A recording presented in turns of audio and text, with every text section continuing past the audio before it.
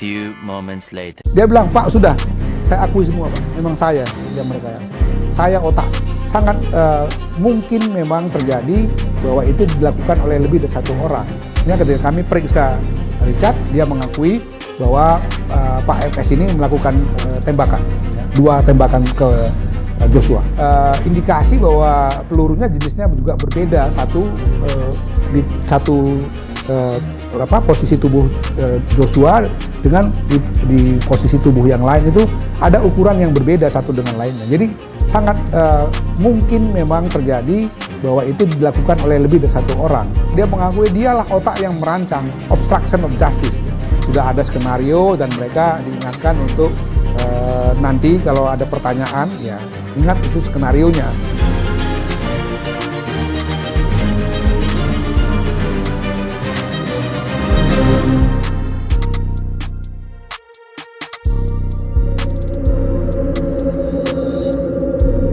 Ya cukup banyak ya. Pertama ADC semua kita periksa dan beberapa orang petugas sipil yang ada di rumah atau yang bekerja membantu Pak Sambo dan keluarganya selama ini.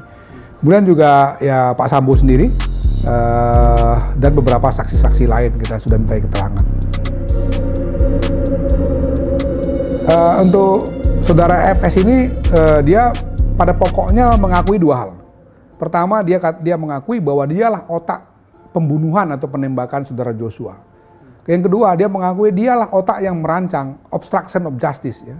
Dengan misalnya mengubah TKP, menghilangkan beberapa barang bukti seperti decoder CCTV, alat-alat komunikasi dan lain-lain, termasuk juga mengkondisikan supaya orang-orang yang menjadi saksi kunci itu memberikan keterangan sebagaimana skenario yang dia mau buat, yaitu skenario seolah-olah ada tindakan pelecehan seksual di rumah Duren 3 itu yang dilakukan oleh saudara Joshua terhadap istrinya. Kemudian setelah itu terjadi tembak-menembak antara Joshua dengan Richard atau Baradae. Itu diakuinya sebagai rancangan dia, dan setelah itu semua dia siapkan alat pendukungnya. Misalnya membuat seolah-olah ada tembakan dari Joshua dengan menggunakan senjatanya Joshua itu ke dinding-dinding gitu. Itu dia akui dia yang lakukan.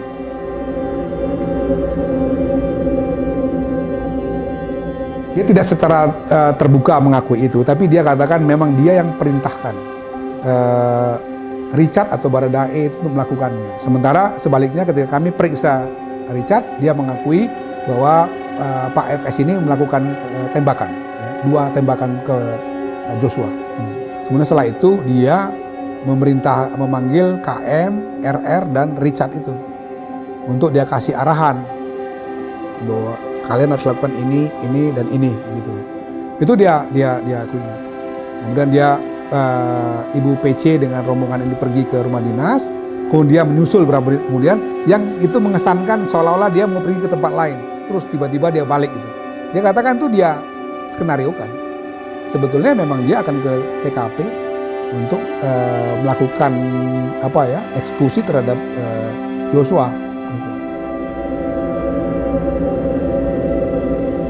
Ya kami meyakini bahwa memang tidak mungkin itu dilakukan oleh seorang Richard sendirian, karena misalnya arah peluru datangnya dari tempat yang berbeda ya. Artinya tidak mungkin orang yang sama berbolak-balik dari satu tempat ke tempat lain untuk melakukan tembakan. Yang kedua juga indikasi bahwa pelurunya jenisnya juga berbeda, satu posisi tubuh Joshua dengan di posisi tubuh yang lain itu ada ukuran yang berbeda satu dengan lainnya. Jadi sangat mungkin memang terjadi bahwa itu dilakukan oleh lebih dari satu orang. Dan dalam hal ini kalau kita merujuk pada pengakuan Richard, selain Richard itu ya tadi dikatakannya adalah saudara FS. Pada kesempatan kami bicara itu dia belum secara terbuka mengatakan itu. Tapi dia katakan saya tanggung jawab semuanya. Hasil forensik pertama itu ada 7 lubang ya, yang itu dari 5 tembakan. Karena memang misalnya di satu bagian tertentu peluru itu kena di satu tempat, kemudian menembus ke tempat yang lain. Jadi memang bukan dua peluru, tapi satu peluru dengan dua lubang. Tapi ada yang lainnya itu satu peluru misalnya di dada, yang itu tidak tembus. Dia tinggal di bagian belakang, kemudian dengan begitu lubangnya cuma satu di dada sebelah kanan misalnya. Yang lainnya gitu juga. Jadi totalnya semua kurang lebih itu ada 5 tembakan dengan jumlah liang atau lubangnya itu memang lebih dari 5. Menurut dia marah karena ada kekerasan seksual dari almarhum Joshua terhadap istrinya. Tapi sekali lagi itu kan pengakuan dia ya. Dan menurut saya itu harus ditelusuri juga oleh penyidik lebih seksama apakah benar terjadi perkosaan itu. Gitu. Ya karena sudah berapa kali dia mengubah-ubah keterangan juga.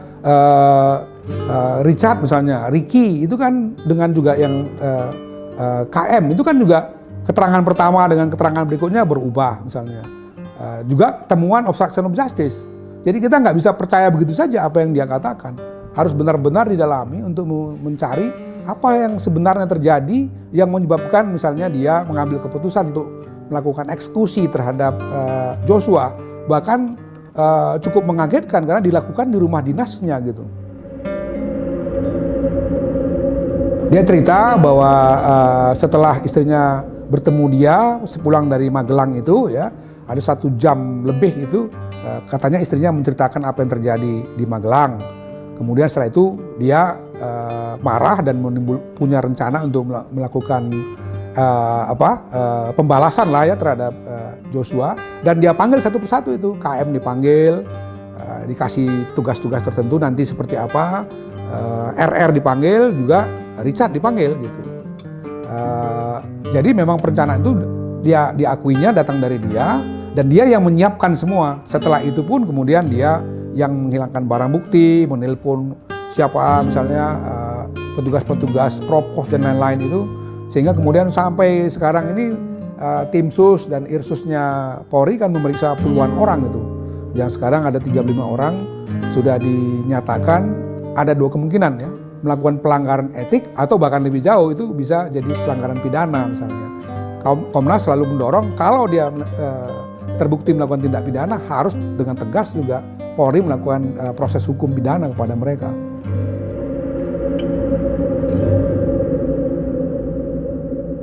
Ya, itu dia akui misalnya ketika seolah-olah dia kan pergi ke satu tempat bukan rumah dinas ya. Terus kemudian kalau dilihat di CCTV itu kan patwalnya berhenti. Sebelumnya dibangun keterangan bahwa dia ditelepon setelah terjadi kekerasan seksual dan tembak-menembak. Tapi itu akhirnya diakuinya bahwa sebetulnya itu adalah skenario yang dia buat.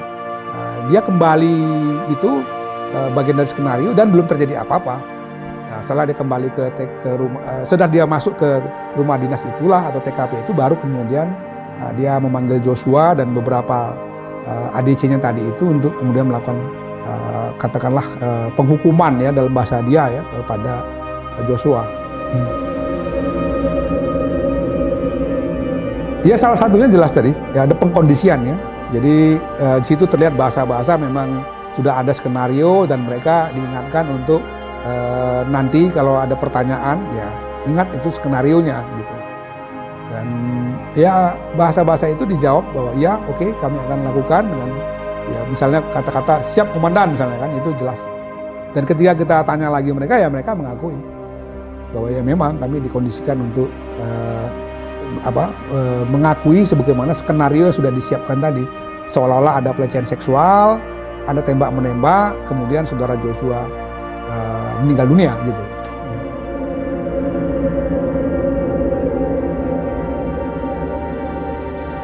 Apakah Anda mengakui ya Anda yang merekayasa semua ini? Kami punya bahan-bahan nih.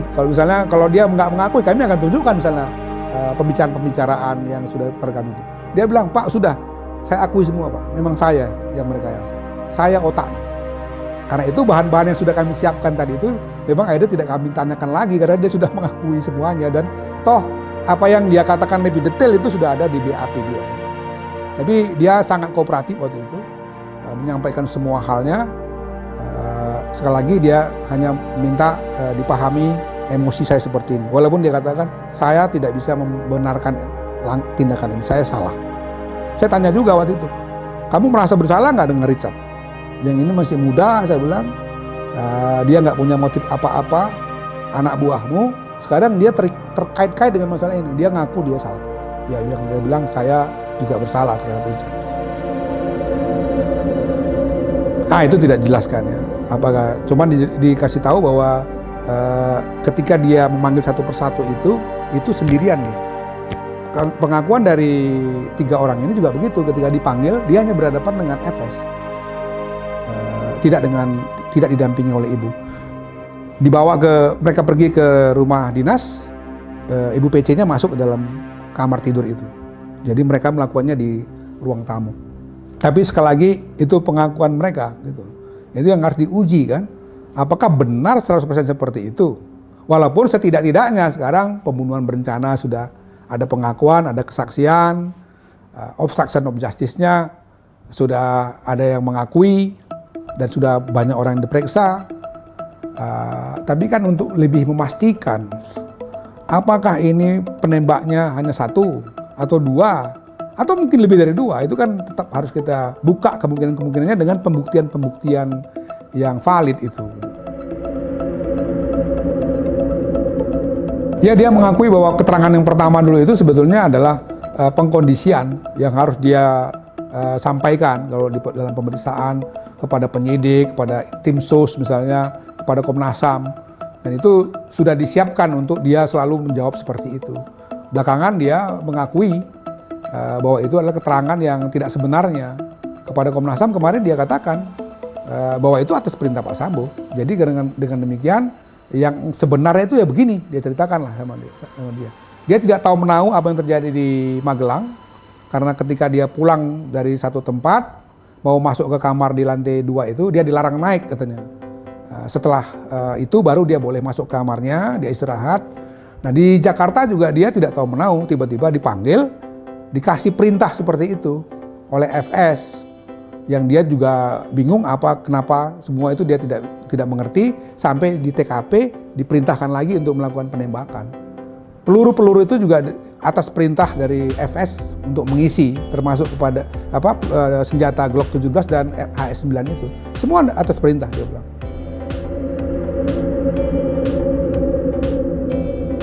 Ya, dia katakan begitu. Kepada kami dia katakan begitu, kepada tim sus juga. Karena kami kan ada koordinasi sama tim sus ya, mengatakan yang sama. Juga kepada penyidik dia katakan yang sama. Dan ketika kami cross check lagi kemarin dia katakan iya, itu keterangan yang sebenarnya Pak. Walaupun dia bilang dia dalam beberapa hal karena dia ketakutan melakukan tindakan itu, dia sebetulnya nggak terlalu memperhatikan ya. Dia menutup wajahnya untuk melakukan penembakan itu. Jadi dia kalau ditanya persis misalnya berapa kali FS melakukan tembakan, dia tidak terlalu ingat. Tetapi dia tahu bahwa FS memegang senjata dan menembak. Ya, saya sudah bicara dengan beberapa pimpinan tim sus ya. Saya katakan bahwa tolong dipastikan konstruksi peristiwa dengan alat bukti dan lain-lain itu memang harus betul-betul rapi dengan dukungan alat bukti, informasi, data yang valid. Kenapa? Karena saya khawatir di persidangan misalnya kalau itu tidak bisa didukung tadi oleh alat bukti dan data-data yang kuat, bisa jadi misalnya dakwaannya malah ditolak kan. Padahal ini satu peristiwa yang akhirnya menjadi sangat serius karena presiden mengambil perhatian, elit-elit juga mengambil perhatian dan seluruh Indonesia mengambil perhatian. Jadi saya sebagai Ketua Komnas sudah mengingatkan tim sus dan juga penyidik supaya betul-betul berhati-hati menyiapkan seluruh alat bukti dalam nanti ya yang akan masuk ke dalam dakwaannya jaksa sampai pengadilan itu harus betul-betul didukung oleh alat-alat bukti yang sangat valid sehingga tidak terbantahkan gitu.